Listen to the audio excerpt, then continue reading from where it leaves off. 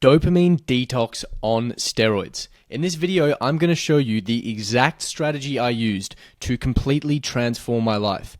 This strategy not only completely eliminated any anxiety I had, but it also increased the rate of growth, the rate of personal development that I achieved in my life. It allowed me to get to my goals so much quicker, and I thought I have to share this with you because this absolutely changed my life. I genuinely think that there hasn't been anything that has moved my life in a positive direction more than this has.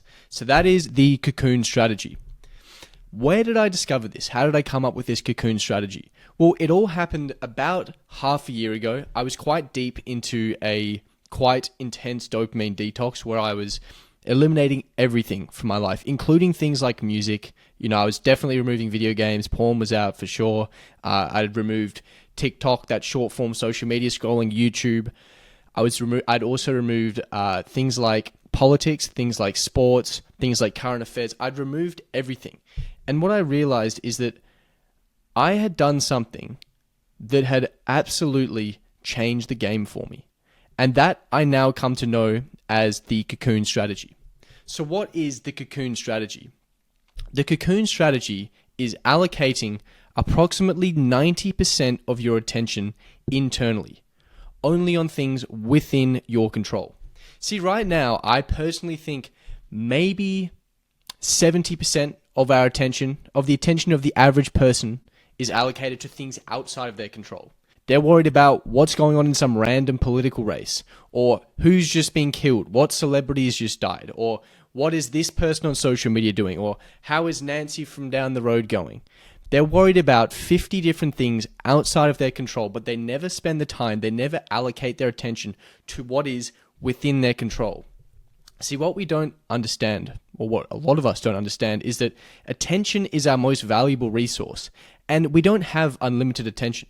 Our attention is finite. It's incredibly valuable. It determines the decisions we make, the directions we move in life, but a lot of the time, we are not in control of our attention. If you truly believed that attention was your most valuable resource, you would probably try to protect it, wouldn't you? Let's say you have a car and you drive your car to the shops to pick up some groceries. What do you do when you go to get the groceries? You probably lock your car. Why? You're protecting someone from taking a resource, a valuable resource from you. If someone steals your car or steals the contents inside your car, you want to prevent that. You're protecting your resource. Yet why is it that we never protect our attention? We just let anyone or anything take our attention. We just get messages all the time from people. We stop what we're doing immediately and we go and grab our phone and see what that is. Or we're distracted on that news story that's going on and we're thinking about what's happening in the politics and the current affairs. We're always thinking about 50 different things. Everything is pulling our attention in 50 different ways, but we can't control these things. And the reality is, why are we so concerned about things outside of our control? And this is where I came up with the concept of the cocoon strategy, because it came from a period where I'd completely eliminated current affairs. I wasn't listening to politics. I wasn't focused on the sports that was going on. And I realized nothing in my life changed. Nothing got worse because I didn't understand what was going on in the news, what was going on in current affairs, what was going on in sports. Nothing about my life changed at all, except for the fact that I now had so many more points of attention, so much more time that I could actually allocate to things inside my control. I could spend more time on my fitness. I could spend more time on my business. I could spend more time on my relationships. See, people have this idea that you need these things in your life because they create a balanced lifestyle. I don't really see a balanced lifestyle like that. I see a balanced lifestyle is how balanced are these three buckets? How balanced is your fitness or health with your business or your wealth with your relationships? How much can you fill those three buckets? The reality is, how is politics affecting your health, your wealth, or your relationships? How is current affairs affecting your health, your wealth, and your relationships? How is sports affecting your health, your wealth, and relationships? The reality is, they are probably not in any way at all. So therefore, those things are not contributing, in my definition, towards a balanced lifestyle. All they're doing is taking your attention, they're distracting you. The other issue with a lot of these things, like politics, like current affairs, is they're all focused on the negative. They're all focused on the bad things that go on in the world. One thing I really noticed with this cocoon strategy is that when I started not listening to all those news outlets that are trying to pull your attention and grab you in, I started realizing, wow, the world is so much better than it was 10 years ago. But if you listen to current affairs, if you listen to politics, you would think the world is the worst place on earth. It was just going down the drain. It was absolutely terrible. The reality is, so much in the world is so much better than it was 10 years ago. But we're distracted. We think everything's worse. There's always issues going on here and there. There's all these fires going on in your head, all these things that you can't control, that you can't put out, yet you're hugely concerned with it. It's taking up so much of your time. So the cocoon strategy, allocating 90% of your attention to what is inside your control, gives you so much focus, so much control over your life. It allows you to move in such a meaningful direction towards your goals. That's why I think it's truly made more of an impact on my life than anything else. If you guys are enjoying this content, by the way, if you would like to learn more about this stuff, I have a completely free course on how you can dopamine detox, how you can rewire your brain to start to love working hard, to start moving towards your goals. If you want to check that out, you can go to school.com/modernmonk. I'll also leave a link in the description below. Otherwise, keep enjoying the video. So why exactly should you implement the cocoon strategy into your life?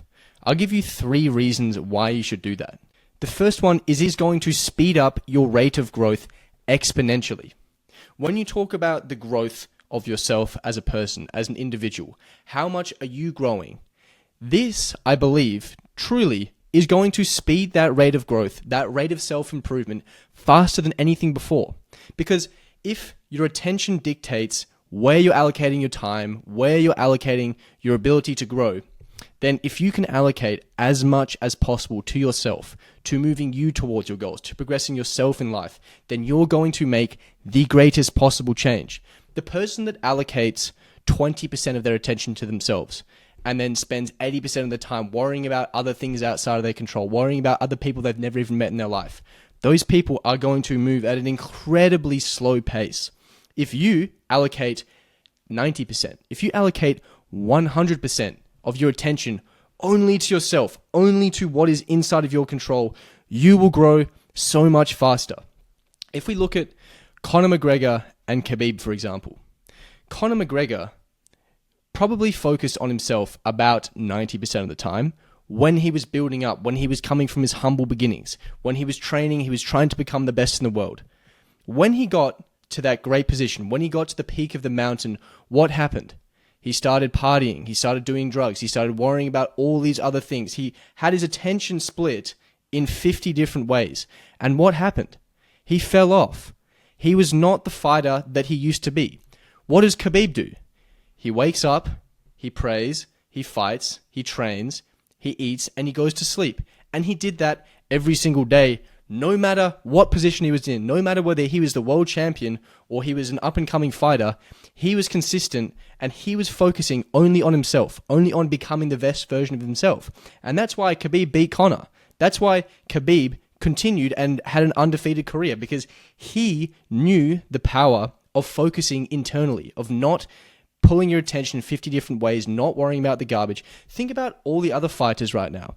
You have Islam, I don't really know the fighters' names too well, but these Dagestani blokes, they come in and all they do is sleep, pray, train, fight, eat, sleep. They just do that over and over and over again. Their attention is so laser focused. It's so pinned in on exactly what they need to do, which is become the best fighter in the world.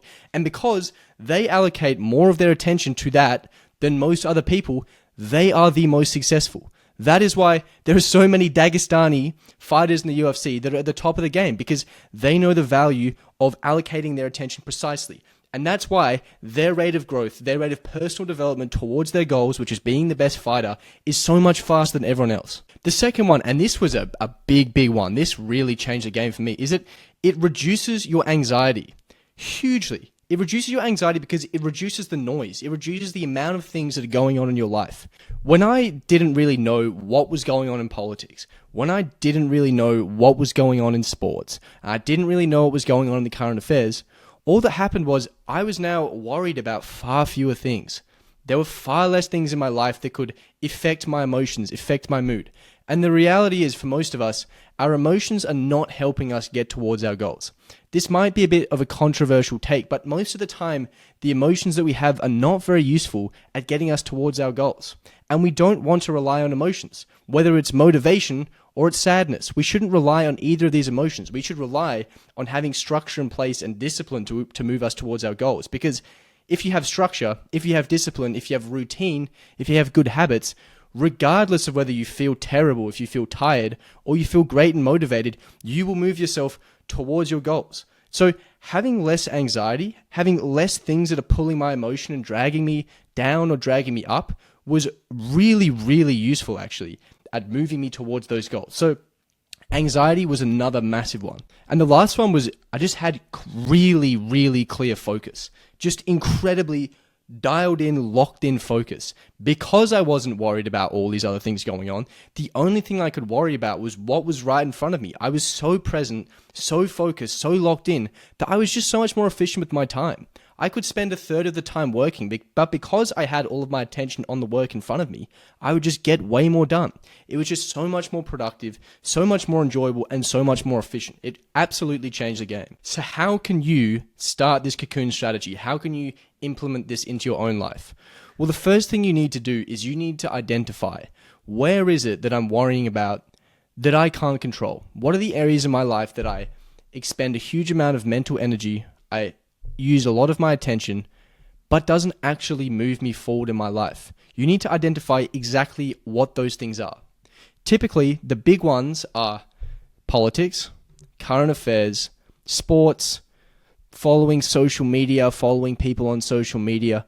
Those are the big ones. Those are the ones that are getting in most people's way. But you need to identify what it is for you, okay? Because once you identify what it is for you, you have to remove that from your life.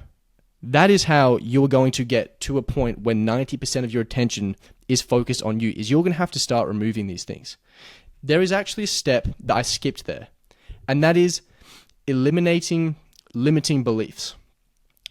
If you don't know what a limiting belief is, ask yourself right now why I can't remove that thing from my life immediately. And your brain is going to give you 50 different reasons why you can't do it. Why? But if I'm not listening to politics, and I might not know if there's something crazy that happens. I might not know about World War III. These are all limiting beliefs, right? They're all things that are stopping you from doing something that you know is going to move you forward. Because the reality is, if you stopped watching politics, all that's going to happen is that you're not going to have to sift through mountains and mountains and mountains of garbage to find some useful information. Every single person who watches politics, who watches current affairs, the only thing they can do with that information is tell other people about it, because they can't affect the outcomes here. They can't change anything really. So all they can do is tell other people. So what are they going to do? They're going to sift through all the garbage that they've listened to because they've spent hours and hours and hours listening to a lot of things that don't matter, and they have to find the highlights, and they're going to tell you the highlights. Here are the best things that went on in the news this week. What are you going to do with that? You can decide. I mean, you can't do anything with it, but you're not going to miss out on useful information. They're going to sift through all that garbage and give you any bit of useful information. But this is limiting beliefs. In reality, your goals are probably sitting on the other side of you breaking quite a lot of limiting beliefs. Quite a lot of things are holding you back because you believe that you need them. The reality is you don't actually need anything. There may be consequences if you don't do things, but it doesn't mean you need them. You don't really need anything except for food and water. And even then, people say, I'm starving, I need food. It's like, you can probably go a month without eating. You don't need food, you want food, right? So there's very few things that we need. And let me tell you right now, you don't need to follow someone on social media. You don't need to keep up with politics. You don't need to keep up with current affairs. You don't need to keep up with sports teams. You choose to do it, and you choose to do it because it makes you feel good, and it makes you feel like you're a part of something. In reality, you cannot control these things. And if you want to move forward, if you want to grow in your personal development journey as quickly as possible, you're going to have to let go of a few of these things. I hate to say it, but if you really want to be the best version of yourself, you can't be sitting there all day watching the news. You can't be worrying about the current affairs. You can't be worrying about what your sports team's doing. Because if you want to be a main character, you're not going to be the person that's sitting on the couch with another man's name on your back, yelling at pixels on a TV screen. I'll leave you with that. That was the overview of the cocoon strategy. I hope some of you guys implement it, because if it's changed your life, anything like it changes mine, it will be a massive help. Please like, please subscribe. This is a new channel, so if you want to ride me all the way to the top, if you want to be an OG, then please subscribe. Otherwise, I will see you in the next video.